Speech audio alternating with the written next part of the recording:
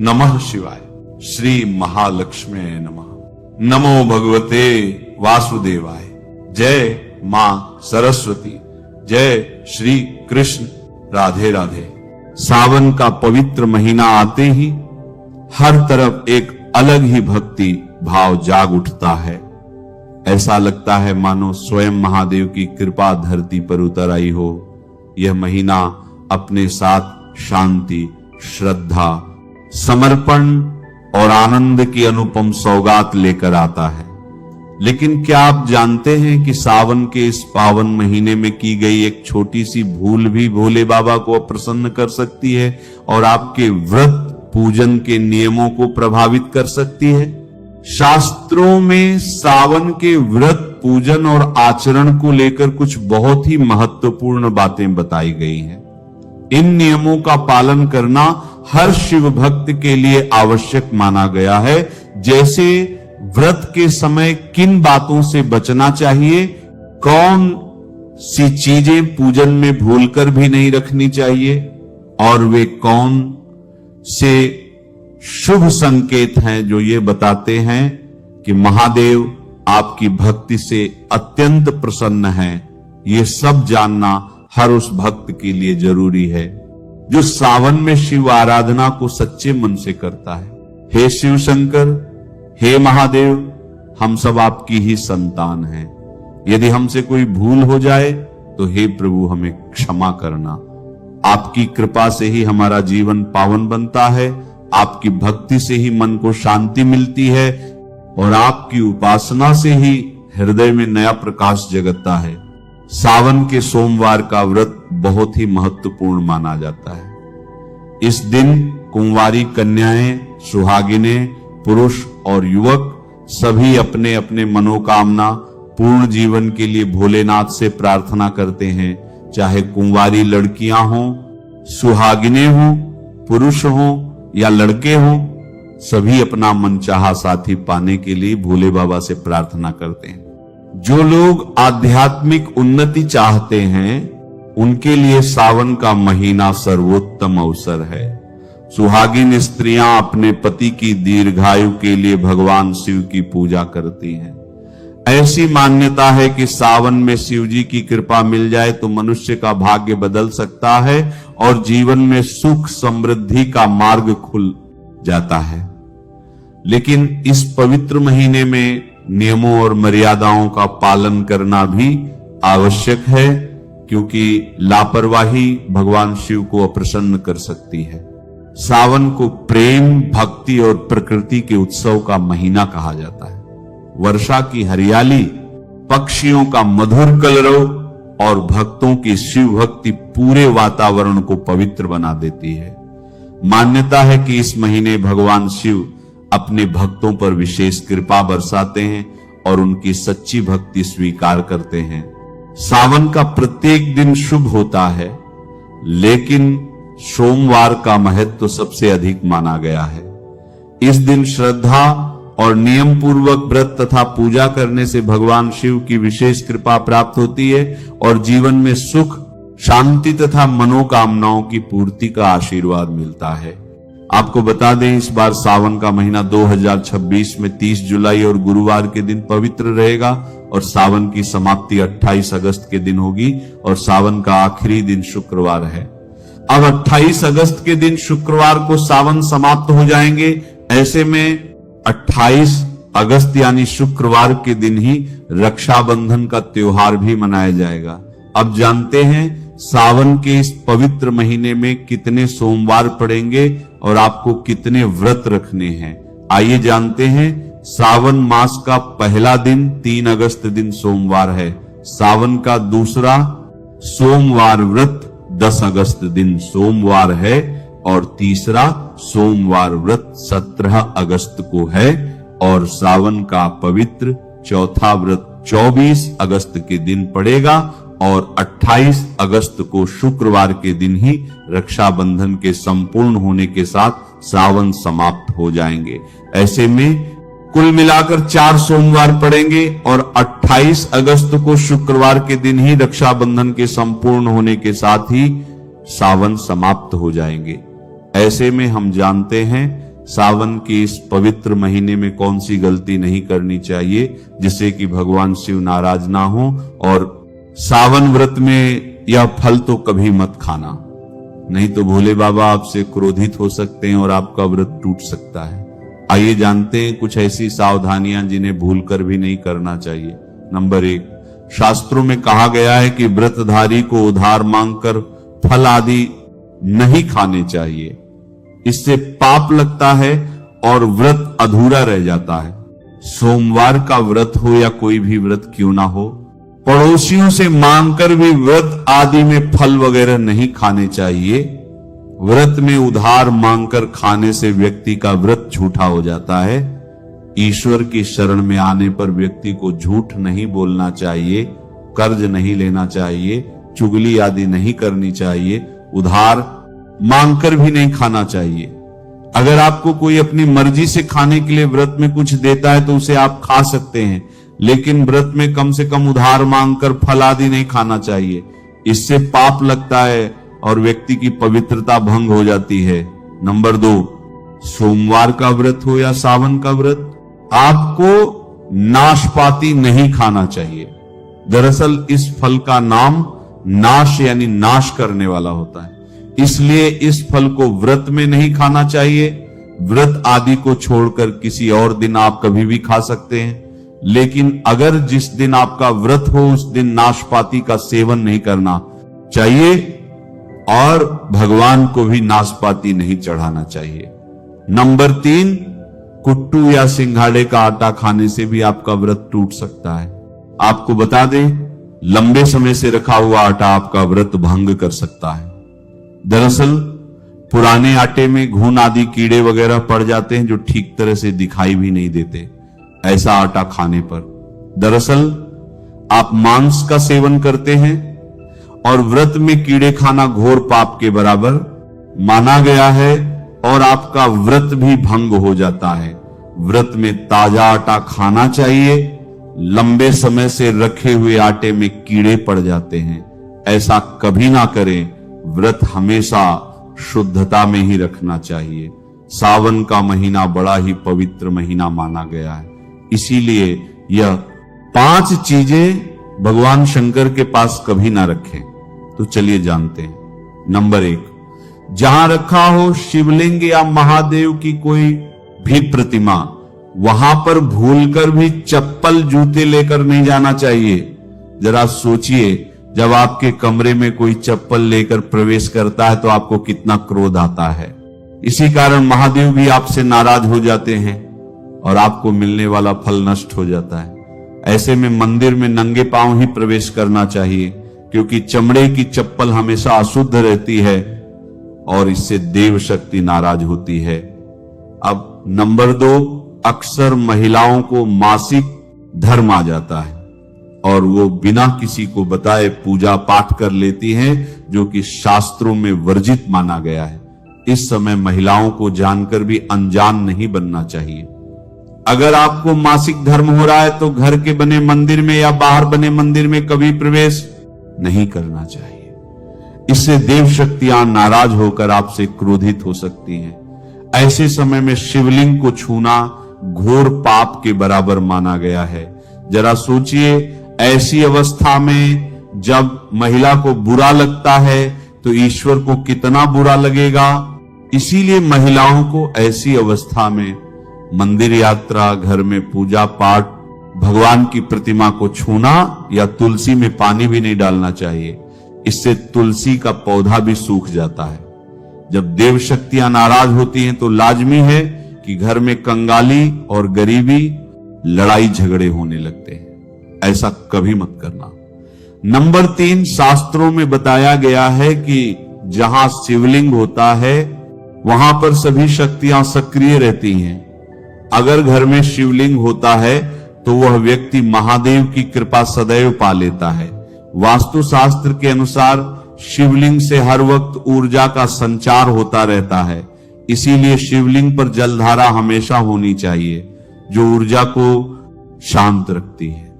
कुछ लोग अपने घर में शिवलिंग तो रख लेते हैं, लेकिन वह 1 हफ्ते के बाद जल चढ़ाते हैं, जो कि बिल्कुल भी अच्छा नहीं माना जाता। अगर आप जल नहीं चढ़ा सकते तो आप अपने घर में शिवलिंग स्थापित कभी ना करें, जो कि गरुड़ पुराण में बताया गया है। इससे उल्टा घर में विनाश होता है। नंबर 4, शास्त्रों में बताया गया है कि तुलसी और महादेव का बैर माना गया है। इसी कारण तुलसी में शिवलिंग और गणेश की प्रतिमा को नहीं रखा जाता। कई लोग जाने अनजाने में शिवलिंग को तुलसी में रख देते हैं और घर में परेशानियां आना शुरू हो जाती हैं। इससे महाशक्तियां क्रोधित हो जाती हैं और शिवलिंग पर तुलसी भी नहीं चढ़ाना चाहिए। तुलसी में और शिवलिंग में कुछ दूरी होनी चाहिए। नंबर 5, घर का मंदिर या बाहर का मंदिर, किसी भी मंदिर में ऐसे व्यक्ति को प्रवेश नहीं करना चाहिए जिसने स्त्री प्रसंग अर्थात संभोग किया हो या उसने मांस खाया हो। अगर आप शारीरिक रूप से गंदे हैं तो मंदिर के आसपास भी नहीं जाना चाहिए और घर के बने मंदिर में कोई कपड़ा आदि डाल देना चाहिए। जरा आप ही सोचिए, क्या आप मांस खाकर या स्त्री के साथ शारीरिक संबंध बनाकर भगवान के पास जाएंगे और क्या वह आपसे प्रसन्न होंगे? बिल्कुल भी नहीं। वो आपसे क्रोधित हो सकते हैं और आपसे नाराज हो जाएंगे। शास्त्रों में इसे घोर पाप माना गया है। इससे व्यक्ति नरक में जाता है। ऐसा दुष्ट स्वभाव मनुष्य स्वयं की बर्बादी का कारण माना गया है। ऐसा ना करें। ईश्वर के सामने हमेशा नहा धोकर मन पवित्र लेकर ही जाना चाहिए। इससे सभी शक्तियां आपसे प्रसन्न रहती हैं। सावन के महीने में महादेव को ऐसे बेलपत्र कभी मत चढ़ाना, ये बहुत ही अशुभ माना जाता है। पौराणिक मान्यताओं के अनुसार बेलपत्र चढ़ाने से शिव जी का मस्तक शीतल रहता है और बेलपत्र से भगवान शिव की पूजा करने से दरिद्रता दूर होती है और व्यक्ति सौभाग्यशाली बनता है और इससे हनुमान जी भी प्रसन्न होते हैं, क्योंकि वे शिव के ही अवतार हैं और इस बात को शायद ही कोई जानता हो। पहले आप ये जानें कि बेलपत्र का उपयोग और इसके लाभ कैसे मिलते हैं। नंबर 1, तीनों लोकों में जितने तीर्थ स्थल प्रसिद्ध हैं वे सभी तीर्थ स्थल बेलपत्र के मूल भाग में स्थित माने जाते हैं। इस बात को शायद ही कोई जानता हो। नंबर 2, यदि बेल का वृक्ष घर के बीचों बीच या पूर्व दिशा में लगा हो तो घर में धन धान्य की कोई भी कमी नहीं रहती और घर परिजन सब खुशहाल रहते हैं। नंबर 3, जो व्यक्ति बेल के वृक्ष के मूल भाग की गंध पुष्प आदि से पूजा अर्चना करता है उसे मृत्यु के पश्चात शिवलोक की प्राप्ति होती है। अब जानते हैं बेलपत्र से जुड़ी कुछ खास बातें। चतुर्थी, अष्टमी, नवमी, चतुर्दशी और अमावस्या तिथियों को संक्रांति के समय और सोमवार को बेलपत्र नहीं तोड़ना चाहिए। पूजा से एक दिन पूर्व ही बेलपत्र तोड़कर रख लें। आपको बता दें, बेलपत्र कभी अशुद्ध नहीं होते। यदि आपको पूजा के लिए नया बेलपत्र नहीं मिल रहे हैं तो आप किसी दूसरे के चढ़ाए हुए बेलपत्र को स्वच्छ जल से धोकर भगवान शिव को अर्पित कर सकते हैं। बेलपत्र में 3 पत्तियां होनी चाहिए और कटी फटी पत्तियों का बेलपत्र भगवान शिव को अर्पित गलती से भी मत करना। कटी फटी पत्तियों को अर्पित करने से शिव का अपमान माना जाता है और बेलपत्र का भी। इसलिए बेलपत्र की पत्तियां एकदम साफ होनी चाहिए। सावन के इस पवित्र महीने में अगर किसी व्यक्ति को 5 संकेत मिल जाएं तो इससे यह पता चलता है कि महादेव आपकी भक्ति से बहुत प्रसन्न है और आपको धनी होने से कोई भी नहीं रोक सकता। तो चलिए अब जानते हैं। नंबर 1, बैल का दरवाजे पर आना। नंदी महाराज भगवान भोलेनाथ के वाहन हैं। नंदी को भगवान शिव का द्वारपाल भी कहा गया है। नंदी महाराज को बुद्धि और ज्ञान का प्रतीक माना गया है। शिव के मंदिर के बाहर हमेशा नंदी महाराज विराजित रहते हैं। लेकिन अगर सावन के इस पवित्र महीने में अचानक से नंदी महाराज आपके दरवाजे पर आ जाए और घर की चौखट को सींग मारने लगे, तब आपको समझ लेना चाहिए कि भगवान शिव आपके घर में आने वाले हैं। यह उनके आने का संकेत है। भगवान शिव आपकी भक्ति से बहुत प्रसन्न हैं और आपके घर में खुशियां आने वाली हैं। आपको धनी होने से कोई नहीं रोक सकता। लेकिन याद रहे, नंदी महाराज को तिलक लगाकर मीठा भोग जरूर खिलाएं। नंबर 2, सावन के पवित्र महीने में अचानक से आपके सपनों में अगर शिवलिंग दिखाई दे जाए, अर्थात भगवान शिव दिखाई दे जाएं, तो इसे आपको यह समझना चाहिए कि अब आपके जीवन से परेशानियों का अंत जल्दी हो जाएगा। भगवान शिव आपकी सच्ची आराधना भक्ति से बहुत खुश हैं और वह आपके घर में आने वाले हैं। ऐसे में याद रहे, शिव की भक्ति में कोई भी कमी नहीं आनी चाहिए। घर को गंदा मत रखना, क्योंकि आपके घर में भगवान शिव आने वाले हैं। नंबर 3, शास्त्रों के अनुसार माना गया है कि नीलकंठ भगवान शिव का प्रतीक है। अगर आपके घर में सावन के महीने में नीलकंठ छत पर आकर बैठ जाए तो उसे भूलकर भी मत भगाना, क्योंकि यह भगवान शिव का प्रतीक माना गया है। ऐसे में आपको खुश होना चाहिए, क्योंकि भगवान शिव आपकी भक्ति से बहुत खुश हैं। शास्त्रों में बताया गया है कि नीलकंठ अगर मनुष्य के घर पर आकर बैठ जाए तो साक्षात घर में महाशिव के आने के संकेत माने गए हैं कि अब आपके बुरे दिन जाने वाले हैं। कहते हैं श्री राम ने इस पक्षी के दर्शन करने के बाद ही रावण पर विजय प्राप्त की थी। नंबर 4, सावन के पवित्र महीने में अचानक से घर में काला सांप निकल आए तो बहुत ही शुभ माना गया है। इसे बिल्कुल भी ना मारे, यह भगवान शिव के आने का संकेत है। जिनकी भक्ति से महादेव प्रसन्न होते हैं, तब महादेव किसी खास अवसर पर ही अपने दर्शन देते हैं। सावन का महीना बहुत ही पवित्र महीना माना गया है। यही वह महीना है जिसमें भगवान शिव धरती पर आते हैं और उसी घर में अपना वास बना लेते हैं जो उनका सच्चा भक्त होता हो। सपनों में किसी मंदिर में नाग नागिन का जोड़ा देखना बहुत ही शुभ माना गया है। ये घर में शिव जी के आने के संकेत हैं। अब आपको खुश होने की जरूरत है। नंबर 5, सावन के शुभ अवसर पर सोमवार के दिन डमरू की आवाज, घंटियों की आवाज सुनाई दे जाए तो यह अत्यंत शुभ माना गया है। इसका अर्थ यह है कि भगवान भोलेनाथ आपसे प्रसन्न हैं और जल्दी आपके घर और जीवन में प्रवेश करने वाले हैं, जिससे आपका आर्थिक संकट दूर होकर जीवन में सुख समृद्धि आने वाली है और महादेव आपसे बहुत खुश हैं। अब जानते हैं सावन के पवित्र समय में मंदिर में घंटी क्यों बजाई जाती है या घंटा क्यों बजाया जाता है, ताली क्यों बजाई जाती है, मंदिर के अंदर कारण क्या है, शंकर जी के मंदिर में घंटी क्यों बजाई जाती है, शंकर के मंदिर में घंटी को क्यों बजाया जाता है, ताली को बजाना क्यों कराया जाता है, शिव मंदिर में किस लिए कराया जाता है।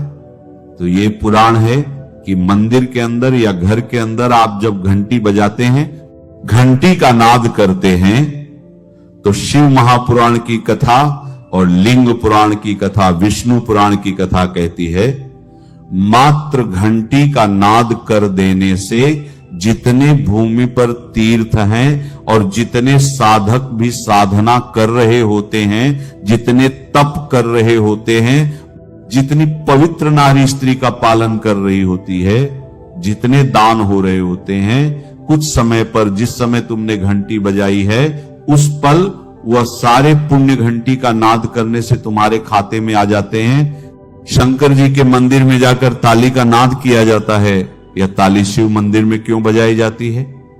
मंदिर में जितने भी बैठे होंगे, जो भजन कर रहे होंगे, जो साधना कर रहे हैं या प्रभु का अभिषेक कर रहा है या पूजन कर रहा है, 3 बार ताली बजाने से उनका सारा का सारा पुण्य हमारे खाते में आ जाता है और खिंचकर चला आता है और हमारा भाग्य प्रबल हो जाता है।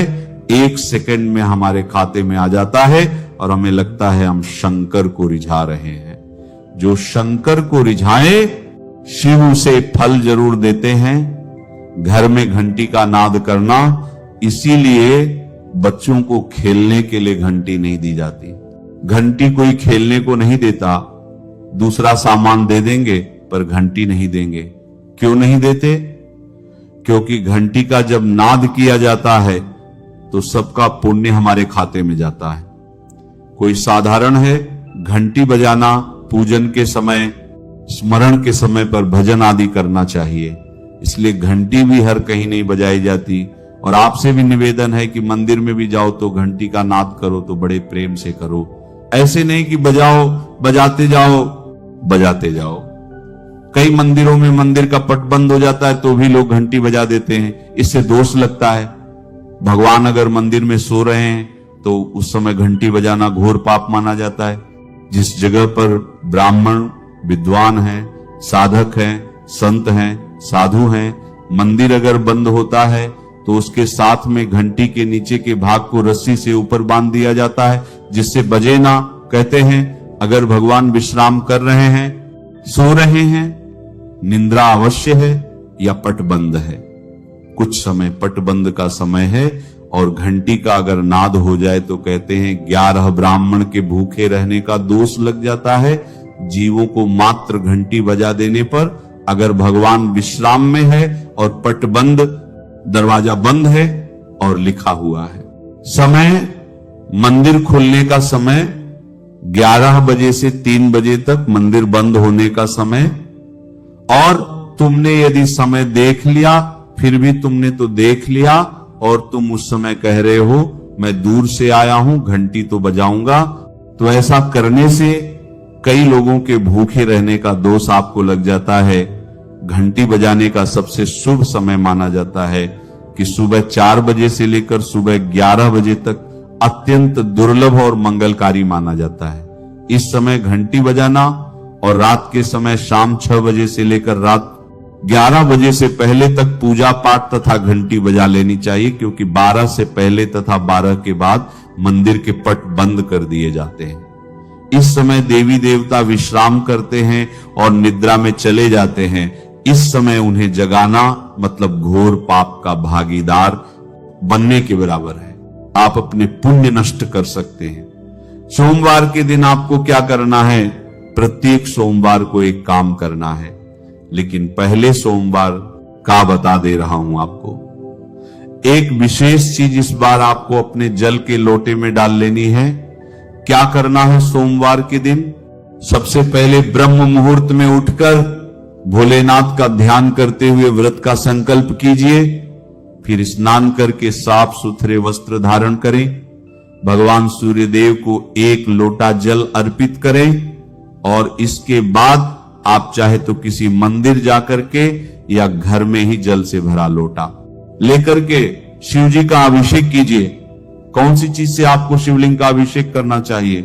बहुत लोग प्रश्न करते हैं। तो आपको या तो अगर आपके अंदर बहुत सारी आपको पावर चाहिए, पैसा चाहिए, अट्रैक्शन चाहिए, तो आपको सबसे अच्छा है पारद का शिवलिंग इस्तेमाल करना चाहिए। अगर आपको लक्ष्मी प्राप्ति की इच्छा है तो आपके घर में कलह ज्यादा है और क्लेश से मुक्ति चाहिए, शांति चाहिए। डिप्रेशन में आपके घर के लोग रहते हैं तो आपको घर पर स्फटिक का शिवलिंग स्थापित करना चाहिए। और अगर आप चाहते हैं कि नॉर्मल सब कुछ, एक आम इंसान के लिए नर्मदेश्वर शिवलिंग सर्वश्रेष्ठ होती है, आप वो भी स्थापित कर सकते हैं। जो भी शिवलिंग आप स्थापित करेंगे कोशिश करें अभिमंत्रित हो, उसमें एनर्जी हो और वह आपके अंगूठे के बराबर होनी चाहिए।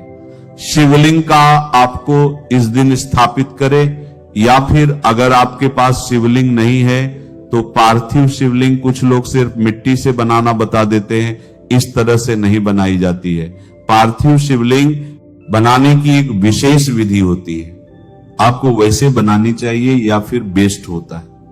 अगर आपके पास कोई शिवलिंग नहीं है तो आप जाकर घर के आसपास जो भी शिव मंदिर हो वहां पर आप जल अर्पित कर सकते हैं, रुद्र अभिषेक कर सकते हैं। लेकिन आपको लोटे का जो जल है उसमें आपको इस बार एक विशेष काम करना है।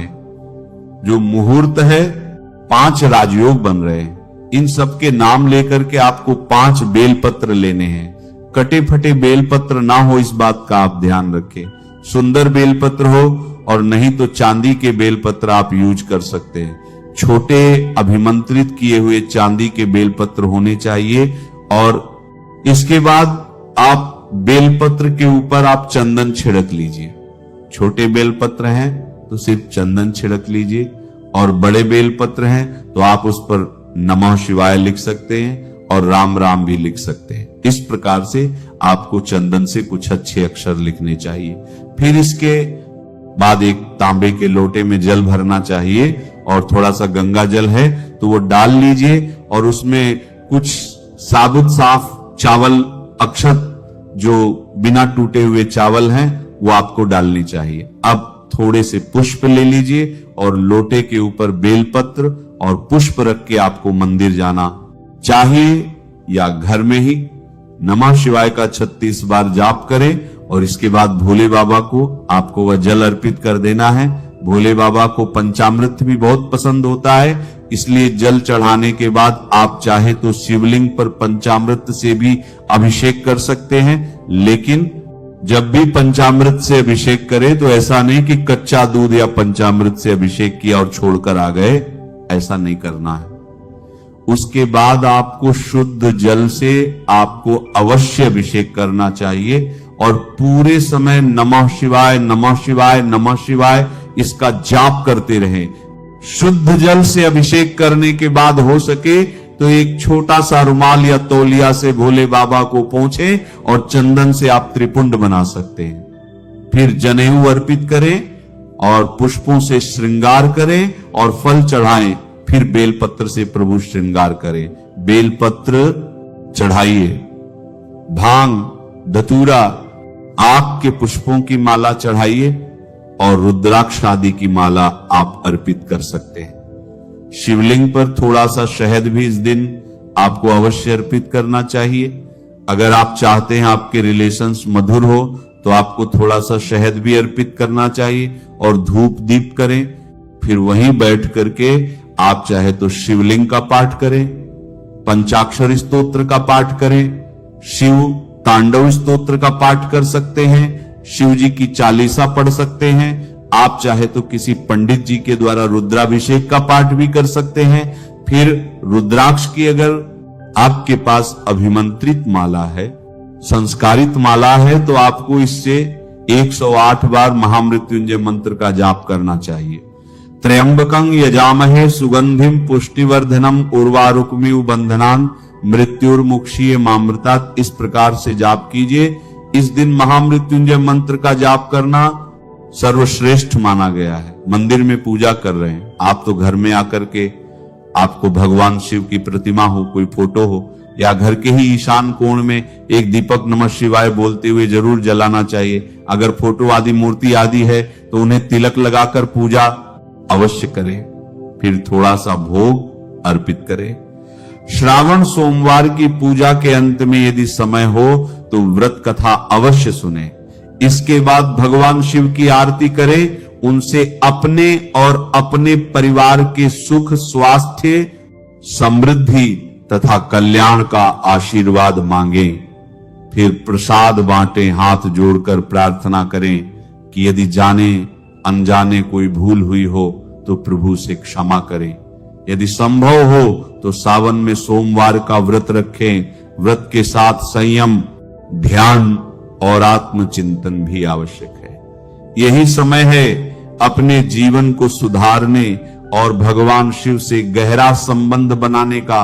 पूरे सावन में घर को स्वच्छ और पवित्र रखें। सुबह शाम धूप या दीप अवश्य करें और श्रद्धा से नमः शिवाय मंत्र का नियमित जाप करें। इस महीने केवल सात्विक भोजन करें। मांस, मछली, अंडा, लहसुन, प्याज, मदिरा और सभी प्रकार के नशे से दूर रहें। व्रत के दिन फलाहार करें। यदि यह संभव न हो तो एक समय शुद्ध सात्विक भोजन करें। सबसे महत्वपूर्ण बात यह है कि जितना संकल्प ले उसे पूरी श्रद्धा से निभाएं। यदि 4 सोमवार का व्रत नहीं कर सकते तो उतने ही सोमवार का संकल्प ले जितना निभा सके। भगवान शिव बाहरी दिखावे से नहीं बल्कि सच्ची श्रद्धा, पवित्र आचरण और निष्कपट भक्ति से प्रसन्न होते हैं। नमः शिवाय। श्री महालक्ष्मी नमः। नमो भगवते वासुदेवाय। जय मां सरस्वती। जय श्री कृष्ण। राधे राधे।